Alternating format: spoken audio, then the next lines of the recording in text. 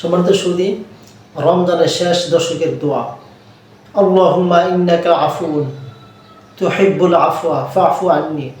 ভাই, অর্থ, হে আল্লাহ, আল্লাহুম্মা ইন্নাকা আফুন, আপনি তো ক্ষমাশীল, আপনি তো মার্জনাকারী, আপনি তো ক্ষমা করে দেন। তুহিব্বুল আফওয়া, আর আপনি ক্ষমা করতে ভালোবাসেন, মার্জনা করতে, মানুষের পাপ গুনাহ মিটিয়ে দিতে ভালোবাসেন। ফাফু আন্নি, সুতরাং আপনি আমাকে মাফ করে দেন, আমাকেও ক্ষমা করে দেন। প্রিয় ভাই, আমাদের আয়েশা রাদিয়াল্লাহু আনহা তিনি রসুলকে জিজ্ঞাসা করলেন রমজানের শেষ দশকের পড়ার দোয়া। তখন রাসূলুল্লাহ সাল্লাল্লাহু আলাইহি ওয়াসাল্লাম আয়েশা রাদিয়াল্লাহু আনহাকে তিনি এটা পড়ার জন্য বলেছেন। আর রাসূলুল্লাহ সাল্লাল্লাহু আলাইহি ওয়াসাল্লাম তিনি নিজেও বেশির চেয়ে বেশি তিনি এটা পড়তেন, আল্লাহুম্মা ইন্নাকা আফুন তুহিব্বুল আফওয়া ফাফু আন্নি। প্রিয় ভাই, রাসূলুল্লাহ সাল্লাল্লাহু আলাইহি ওয়াসাল্লাম তিনি মসজিদের মিম্বরে উপরের দিকে উঠছেন, সিঁড়িতে পা রাখছেন তিনবার।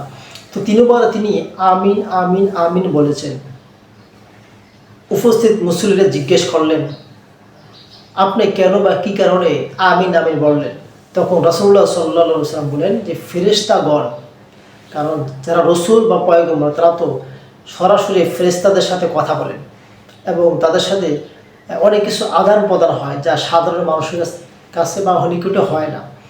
ভাই, তো রাসূলুল্লাহ বলেন যে ফেরেশতাগণ বলতেছিলেন যে রমজান মাস পেয়েও, পুরো রমজান মাস পেয়েও তার জিন্দেগির গুনাহ মাফ করাইতে পারলো না।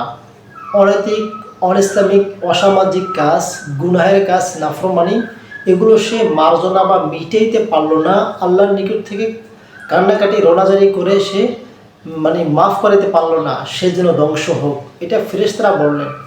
তখন রাসূল আমিন বললেন, আবারও এমনই কথা বললেন, তখন আমিন আমিন তিনবার বললেন। প্রিয় ভাই, একটু চিন্তা বা ভাবার বিষয়, যেখানে রাসূল সাল্লাল্লাহু আলাইহি ওয়াসাল্লাম তিনি আমিন বলেছেন, সেইখানে সুনিশ্চিত এবং সুপ্রমাণিত একটা জিনিস, কারণ রাসূল যেখানে আমিন বলেছেন সেখানে কোনো কথা নেই, কোনো উপায় নেই।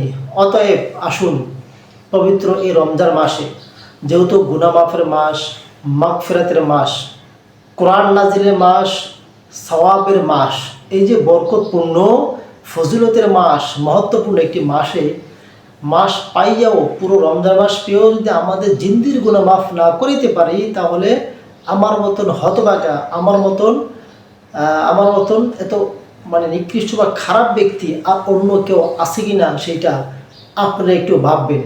প্রিয় ভাই, সামনে পরবর্তী রমজান মাস আপনি পাবেন কি না সে নিশ্চয়তা বা সে গ্যারান্টি আপনি নিজে দিতে পারবেন না।